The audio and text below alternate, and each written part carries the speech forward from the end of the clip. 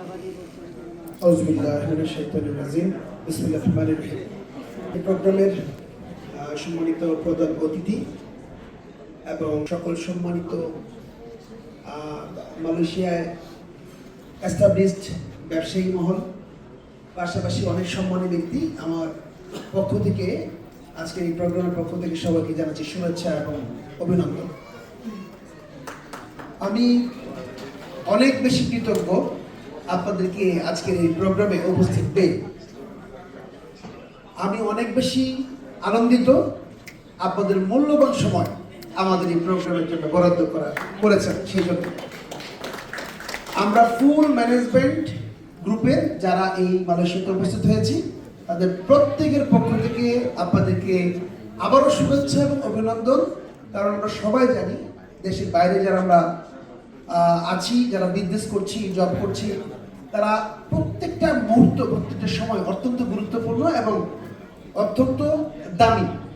এবং আপনারা সেই দামি সময়টুকু থেকে আমাদের প্রোগ্রামের জন্য আপনারা এখানে এসেছেন। রিয়েলি সারা জীবন আমরা কৃতজ্ঞ থাকব।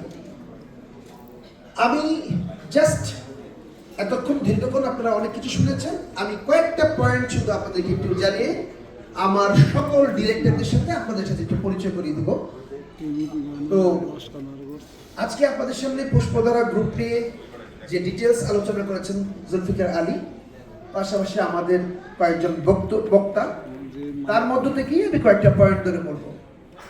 আজকের এই আয়োজনটুকু আমরা করেছি, আপনারা একটু খেয়াল করলে দেখবেন যে এখানে মোটামুটি সবাই বিজনেসম্যান এবং মালয়েশিয়া যারা পরিশ্রম করে ভালো একটা অবস্থান তৈরি করেছেন, যারা যথেষ্ট সম্মানের সহিত এখানে এস্টাবলিশড বিজনেসের মধ্যে আছেন অথবা কার্যক্রমের মধ্যে আছেন। আমরা চেষ্টা করছি তাদেরকেই এখানে দাওয়াত করার জন্য। মালয়েশিয়া আমাদের অনেক ভাই এবং বোনেরা আছেন, আমরা তাদের মধ্যে থেকে বেছে বেছে কিছু মানুষজন আমাদের এই প্রোগ্রামে আমরা দাওয়াত করেছি। এর মূল উদ্দেশ্য হচ্ছে আমরা চেষ্টা করছি সারা বাংলাদেশ এবং সারা ওয়ার্ল্ডে যেখানে একটা বাঙালি, একজন বাঙালি খুব ভালো একটা অবস্থান তৈরি করেছে। পৃথিবীর বিভিন্ন দেশে কিন্তু বাঙালি আছে, তার মধ্যে সবাই কিন্তু ভালো অবস্থান তৈরি করতে পারে না। সততা, বুদ্ধিমত্তা, পরিশ্রম দিয়ে তারা পৃথিবীর বিভিন্ন জায়গায় ভালো একটা অবস্থান তৈরি করেছে। আমি এখানে এসে বেশ কয়েকজন ভাইয়ের সাথে কথা হয়েছে। রিয়েলি তারা আমাদের দেশের গর্ব, আমাদের দেশে আমরা প্রাউড ফিল করার মতো মালয়েশিয়া অবস্থান তৈরি করেছে। আমি তাদের জন্য একটা বা আপনাদের জন্য একটা করতালি চাচ্ছি আমার পক্ষ থেকে। Please big hand. Thank you very much. So really তাদের সাথে পরিচিত হয়ে আমরা ফিল করছি যে ওনাদের কাছ থেকে অনেক কিছু শেখার আছে, অনেক কিছু জানার আছে, বোঝার আছে। দেশ ছেড়ে দেশের বাইরের মাটিতে এসে ওনারা এস্টাবলিশড হয়েছে এবং নিজেকে একটা চমৎকার অবস্থানে নিয়ে গিয়েছে। আমি বলবো ওনারা হচ্ছে দেশের সম্পদ। তো আমরা চাচ্ছি এই সম্পদ সবাইকে আমাদের কাছে রেখে আমাদের এই বিগ কমিউনিটিকে আরো স্ট্রং করার জন্য। আপনারা ইতিমধ্যে দেখেছেন যে আমরা 6টা ক্লাব ডেভেলপ করছি সারা বাংলাদেশের সকল বাঙালিদেরকে নিয়ে।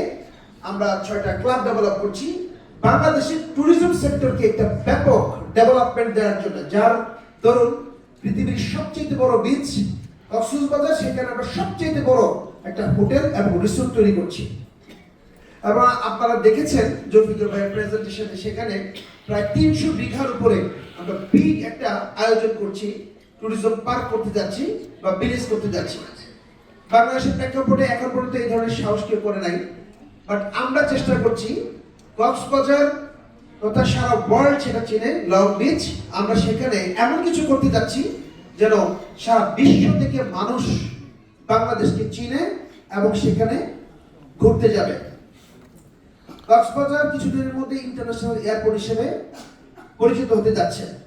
সারা ওয়ার্ল্ড থেকে সরাসরি মানুষ শুধু বিচ দেখার জন্য যাবে এবং বর্তমান সরকার সেটাকে সর্বোচ্চ নিরাপত্তা দেওয়ার জন্য ব্যাপক উদ্যোগ নিয়েছেন। ব্যাপক উদ্যোগ, নতুন কিছু প্ল্যান ডেভেলপ হচ্ছে, আগামী 3 থেকে 5 মাসের মধ্যে উপস্থাপন হবে।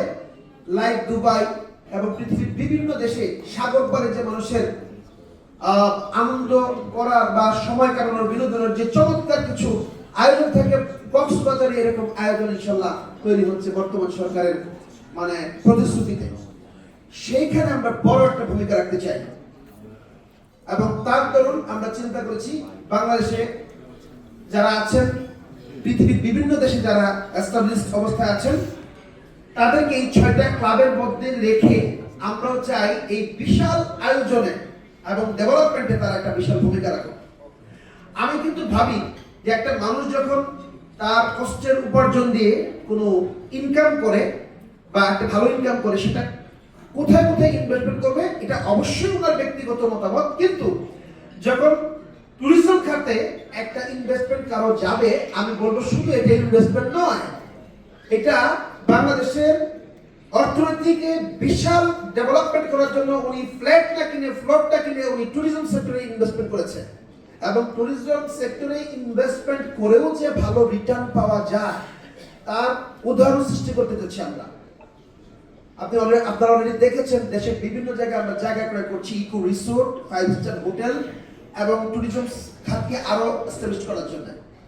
সো মালয়েশিয়াতে আপনাদের এই মেসেজগুলো দেওয়ার অর্থ হচ্ছে আমরা চাই আমাদের পাশে অ্যাজ এ বিজনেস পার্টনার হিসেবে আমাদের এই সুন্দর কমিউনিটির সাথে উনি সম্পৃক্ত হয়ে আমাদের এই হাতগুলোকে আরো শক্তিশালী করবে।